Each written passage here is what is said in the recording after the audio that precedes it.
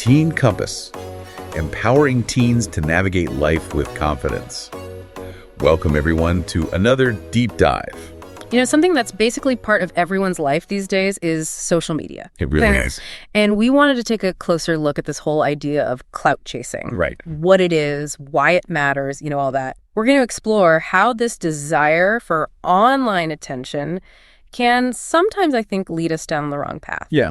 And we really want to talk about how we can all use social media in a way that's more, real and true to who we are, especially as followers of Christ. Absolutely. So when we throw around this term clout chasing, what exactly are we talking about? I think at its heart, clout chasing is really all about doing things for attention online. It's like when you see someone making a bold statement or maybe doing something risky or like super trendy, and you just get this feeling that it's all about getting those likes and follows. Right. Maybe even going viral. It's not really about sharing something genuine or connecting with people. And it's all about the buzz of getting that online validation. And I feel like these days it's hard to ignore how places like Instagram, TikTok, Twitter, they almost seem designed to make us want that attention. Right. Totally. Those numbers, like the follower counts, the likes, they're right there in front of us all the time. It's easy to get caught up in thinking that those numbers are really important, that they define us in some way. But that leads to a bigger question.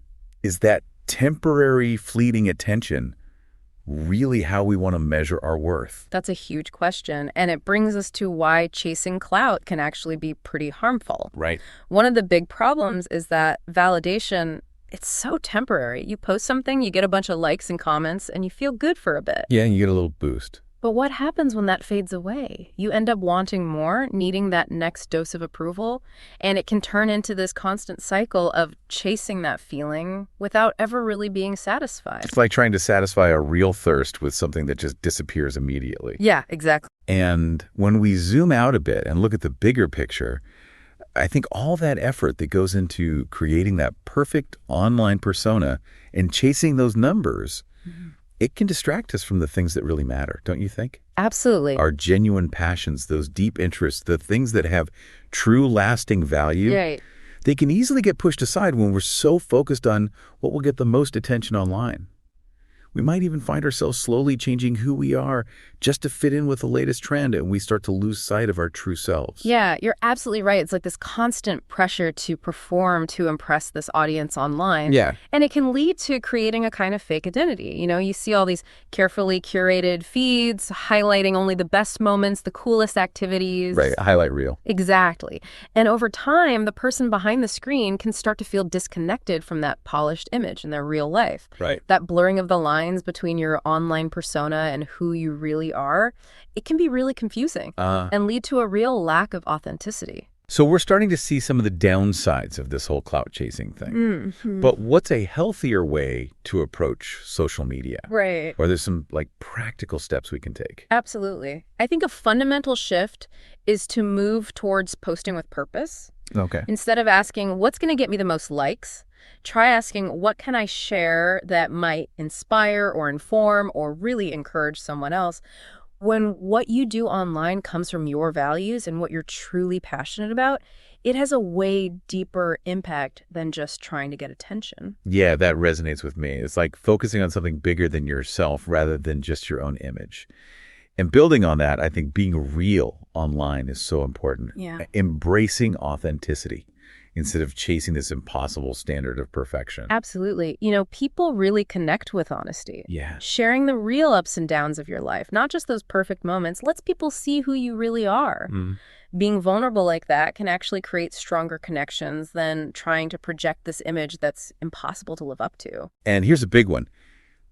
Remembering where our real worth comes from. Yeah. I mean, it's natural to getting positive feedback online, but those likes and comments, they shouldn't be the main thing that builds our self-esteem. So true. It's about finding your sense of value in something much deeper and more stable. Think about your faith, the love and support of your family, those genuine friendships where you're valued just for being you, not for how popular you are online. Right, exactly. Those are the things that truly matter. And when you think about it, it's pretty amazing to consider the potential social media has for good. Yeah. It can be such a powerful tool for creating positive change, spreading important information, and supporting others. I completely agree. Using your voice online to stand up for what you believe in, to encourage the people around you, Yeah. that's so much more fulfilling and impactful than just chasing those fleeting likes and shares. And this brings us to some really wise words from the Bible. In Galatians chapter 1, verse 10, it says, "Am I now trying to win the approval of human beings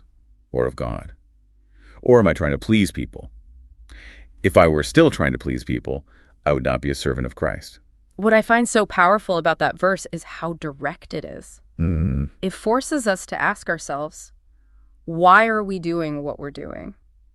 Are we living for the approval of other people, which we've seen is constantly changing and never really satisfying? right. Or are we trying to live in a way that honors God?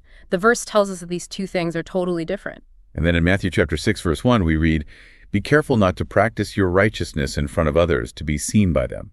If you do, you will have no reward from your Father in heaven." It's like a reminder that even our good actions, our acts of kindness, they should be motivated by wanting to please God, not by needing recognition from others.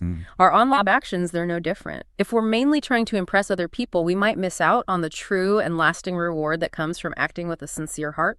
Proverbs chapter 3, verses 5 to 6 encourages us to trust in the Lord with all your heart and lean not on your own understanding. In all your ways, submit to him, and he will make your paths straight. Those words speak to the idea of letting go of our need to control and impress. When we trust God's plan and purpose for our lives, we're less likely to be swayed by all those fleeting trends and pressures of being popular online.